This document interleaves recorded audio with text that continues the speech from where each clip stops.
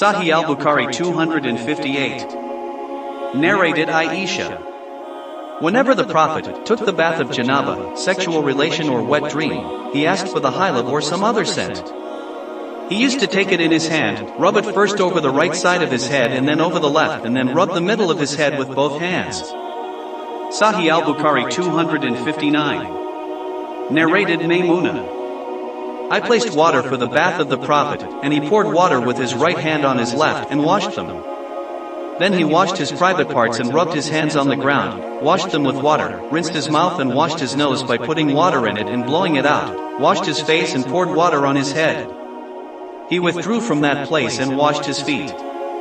A piece of cloth, towel, was given to him but he did not use it. Sahih al-Bukhari 260. Narrated Maymuna. The Prophet took the bath of janaba, sexual relation or wet dream. He first cleaned his private parts with his hand, and then rubbed that hand, on the wall, earth, and washed it. Then he performed ablution like that for the prayer, and after the bath he washed his feet. Sahih al-Bukhari 261. Narrated Aisha. The Prophet and I used to take a bath from a single pot of water and our hands used to go in the pot after each other in turn. Sahih al-Bukhari 262. Narrated Aisha.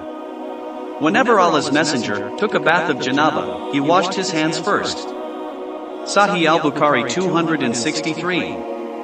Narrated Aisha. The Prophet and I used to take a bath from a single pot of water after janaba.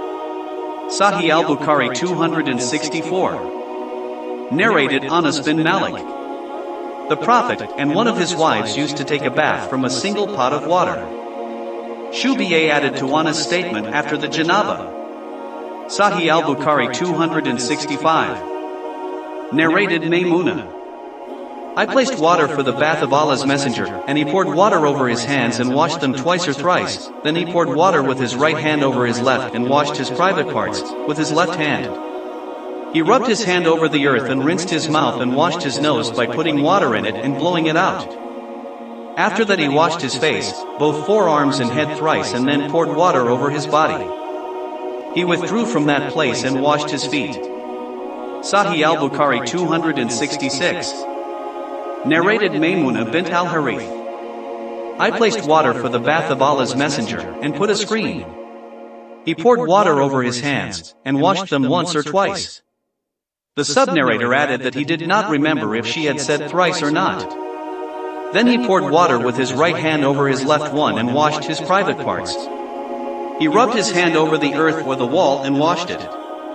He rinsed his mouth and washed his nose by putting water in it and blowing it out.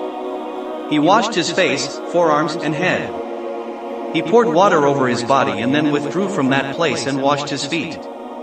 I presented him a piece of cloth, towel, and he pointed with his hand that he does not want it, and did not take it.